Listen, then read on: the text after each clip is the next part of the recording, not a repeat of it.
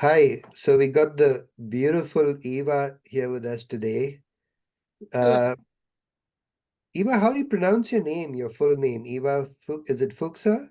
It's Fuxa, but it's actually my brand's name because my original name is one is German and one is my husband's name. And I decided to create under my nickname from my maiden's name, which is Fuxa. Yeah. And what does that mean? Does it mean fox? It means fox. Yeah. Ah, I thought so. It's very similar to the German word Fuchs. Yeah, exactly. So, So could you tell us where you're from? Because most people, even in Europe, don't know your country too well. I've been there though. I've been to Bratislava. good. Yes, so I am born and raised in Slovakia, main capital Bratislava, and most of the people in the world, when you say Czechoslovakia, they do remember, they know Prague, and we are the smaller players from those two countries. So it's a really, really tiny country, right? It's a really 5.5 millions and a really small country. So yeah, really small. So maybe, and it's also called, and geographically, it's the center of Europe, like the heart of Europe geographically, not politically, lies in Slovakia. Really? I didn't know that. That's interesting. Yeah. And what is your contribution then to the world as a powerful woman? You have apparently some work you do with Slovakian women from what I see, but I don't understand the language, so I have no idea what you do. So could you tell us what you do? Yeah, sure. So I'm basically, at the moment, my label is Iconic Coach, and under that Iconic Coach is a transformational coach who works with energy and who works with energy very specifically in two ways. So one thing is working with the personal energy, meaning with the subconscious mind, subconscious programming, shadow work, inner child work. And on the other hand, I work very practically. That means I work a lot on embodiment of the change they want to do, connected to their life purpose, soul purpose. And that's the way I'm trying to bring my soul mission into life. So we create like big impact, and we create the change in the society and in the world. So So what made you get into this? How did you start working with energy, which to me seems unusual in Slovakia? Yeah, that's a good question. So my original career and my two degrees are, one is in journalism, so I used to work in media, and the other one is in screenwriting. So all connected to screens and movies and stuff. But and I was actually really successful on this path until 2011, when my first child was born and second child was born. And all in all, in 2019, I was completely lost. And I call it like this. We all know, or most of us know, the term dark side of the soul. Yeah. When you lose sense to anything you have done, it doesn't matter how in the eyes of society successful you were. I was ready to do something, but I didn't know what. And I couldn't find a small label. But because the intention was there, I somehow labeled it coaching. And then I didn't know, because there are so many coaches and so many modalities, right? But because of my previous life and experiences in foreign countries, I had the language skill, and therefore, and the intention was set into the universe. So basically, there it was. And via my other mentor at the time, I found this energetic breakthrough method, basically a coaching certification methodology, which brought me into energy. And that one I finished in 2021. Yes. So how's it been going so far? It's amazing. It's amazing, but it's not all the time amazing. It's basically when you decide to play with higher cards, meaning higher, you don't play to the norms of society, what they do define as success, but you define your own success, your own values, and you start living, breathing, and walking according to them. So there's been many ups and downs. Um, but I enjoy it, and I love, guiding these women and changing their lives. And it's such a meaningful and powerful work, which none of the jobs before gave me. That's why I had the urge and the need to look for something else, to look for something more. Like, I wanted to see these tangible results of I have helped someone that the media work didn't really give me, because yeah, you have got the power to be the anchor of the news. You tell what media says, but at the end of the day, what do you create? So it's a journey and I love it. It's a play. Yeah, I can see that.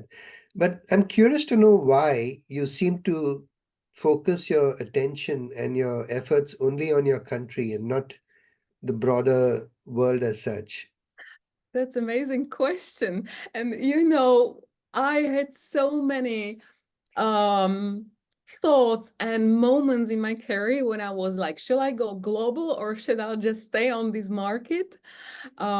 With me being and speaking and using Slovak, it gives me both markets, because we Czechs and Slovaks understand each other. So Czechs are 10.5 million, we're 5.5. So it's a scope of over 15 million people. Then from women, I don't know how much that is. But anyways, I had a really moment when I started my Instagram in English.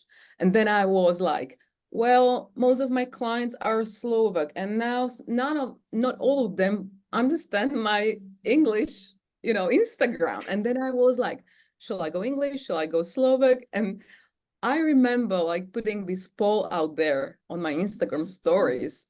And like it was so funny because it ended up 50 to 50%. Because I already had some English followers from basing it in English. And then the Slovak joined. And I was like, yeah, what's inside of me is gonna reflect outside of there. So it was 50-50. And at the moment, I have got the whole community I'm building here, and nowhere is written I cannot switch to English one day, but I just somehow, because I always thought I'm gonna actually live outside of my country, and I lived outside of my countries, in America, in London. And so I always thought this is the way. And then somehow my life brought me back to Slovakia. And I'm like, really? Really? And so I thought like maybe there is a reason why I'm here, and maybe there is a reason. And it confirms, because I have got amazing women, amazing clients, but they tell me I'm just so poor with English. And me knowing the library, knowing the wisdom which you can obtain when you have the language and you have it on certain level, I feel sometimes like a channel, an anchor, and I'm having goosebumps. So it must be that. Thank you for bringing this into my awareness, because I haven't answered this question before on this profound level. So somehow I'm based here, and sometimes I do, but I can coach in English. There's no worries, but I just promote myself in Slovak so far. So that's about it. So that's a great answer, Eva. And besides Slovakia, do you also work in Slovenia? Isn't that very similar in culture, or it's not? It's a lot You're different. not too friendly, are you, the two No, no, countries? no. There is no issues. There is no cultural issues. But Slovenia was part of Balkan, so that's the former Yugoslavia. So that's Serbia, Croatia, and these countries. And they're smaller than us. There are 3.5 million Slovenians, and their language is much more close to German language, and even the culture. They were the first one who adopted Euro in 2003. So Um, we did much later. So actually, Slovenia and Slovakia got confused so often, even on the I know, Olympics. yeah. I've Very been to Slovenia much more than Slovakia, okay. but Yeah. that's So because no. it's on the road to Croatia, which I like going to. Yeah. So But it's no, still a journey. unfortunately, we don't understand each other like we do with Czechs. Okay. Then the language is much closer to Polish. It's Slavic language, so it's Slavic based. So with all this work, you must have had some amazing stories. Can you give me one or two interesting stories, keeping them anonymous, of course, to protect your clients as you will. But Yeah. some, that would inspire people Mm-hmm. Mm-hmm. who may be watching this to come and contact you. Yeah. So maybe like sometimes we think we need to have all this knowledge and all the skills from the books, and at the end of the day, none of that matter, because the only thing that matter is our inner passion. And what happened to me, the greatest story is my breakthrough, how I got into this certification. Because, okay, one thing is you have got an intention that the universe will open up, it's going to show you the way. So it did via my mentor, from whom I have bought a smaller program. And that smaller program gave me an overall scope how to work in the quantum already. And it was really like the basic 4 steps model, like how to create a reality on your own. And I knew from the very beginning, the way to do that, like the way to operate in the quantum, is to listen to your intuition. And what happened when the gates for the certification, because there was a waiting list and it was hugely promoted, and I was like, yes, this is it. Like you're dying to get in. And then they unraveled the prices, and I was like, uh-oh. And then your inner victim shows up because you're like, I know what I want and it's here. I can't get in. And then your inner critic comes up and it says, like, well, you're old enough, you're bright enough, you're skilled enough. Why don't you have those money? Uh, but at the end of the day, I was there. So I played victim for 2, 3 days. And then I thought, okay, what's the way to operate in the field of limitless possibilities? So I asked my intuition. And what's the most comfortable thing to do when you don't have money, but you really see what it's for? And your heart is calling, like it's almost screaming, which your heart cannot do, but it, it did at the point. And it was like, ask these 3 persons. And I was like, no, I'm going to bank. No, ask these 3 people. How uncomfortable are you in your 40s to dial up those people and say, hello, can you just can you just borrow me thousands of euros? Well, I did. And the second person, none of them refused me. It was the first person was a little tight because it was Corona time, yeah? Yeah. So many businesses stopped, yeah? I actually left my job not knowing where I'm going, my little corporate job, which I had for like 9 months. And I was like, I need these thousands. And the second person told me, okay, and what do you need it for? And I go like, because I want to build this legacy. And is it going to help you? Oh, yes, because via that, I will be able how to coach other women, and the women will be the ripple effect, blah, blah, blah. And the person goes like, okay, I'm going to give you that money. And I go like, what? No, I don't want to give me the money. I'm going to give it to you back within 3 months. And the person goes, no, it's my money and I can do whatever I want. It's yours. Wow. It's a clear sign the universe is aligned with you. It was like I tell this classical story of mine already, yeah. But like it's like when you are aligned to your purpose and you take that uncomfortable align action, it's like inevitable, and you will get that or better. It's like got a little better than alone. Wonderful. That's fantastic. And we met quite recently. Yeah. You've just started exploring what I do. Um, can you tell me or tell the people listening what about the work I do in relation to how you receive it has helped you in Mhm. your work? So I went to one of your meditation, your creator's meditation. Plus I joined your WhatsApp group. So I'm following a little bit and would really, and then we went on one Zoom call with another person you co-work with. And what hooked me in was your passion for the work you do, for Kundalini energy, for divine feminine. And like the biggest experience for me was the creator's meditation itself, of course, because like when you come to someone who is completely new in your field, you can have these expectations, and then sometimes we know with energy, it piles up, so it doesn't have to work straightforward.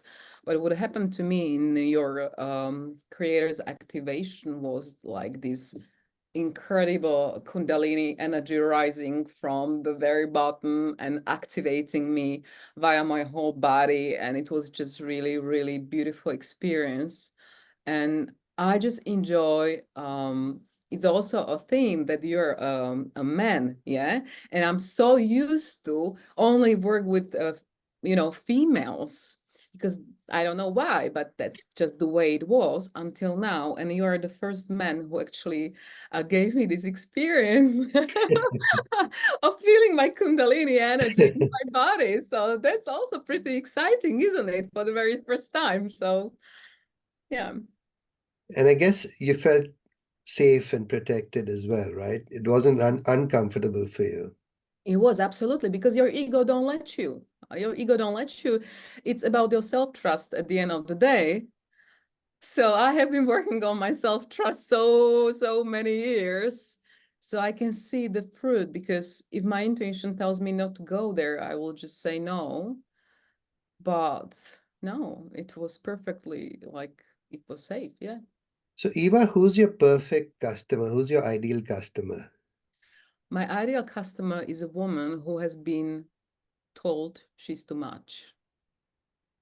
She's too much. Too much Wonderful. things, too much of that. And then she's trying to fit in and she's trying to be the good girl, and she's maybe even already that good girl saying, I'm not enough. And she's like exercising between these two polarities. But she's the one who tamed her flame, but she feels she's on the verge, she's on the edge, and she feels she cannot hold onto this anymore. And even though circumstances aren't showing that, she is ready. Wonderful. Thank you, Eva. Thank you for your time. And for those watching, if you want to and I suggest you contact Eva and have a chat with her. Her contact details are below this video. Thank Thank you. you.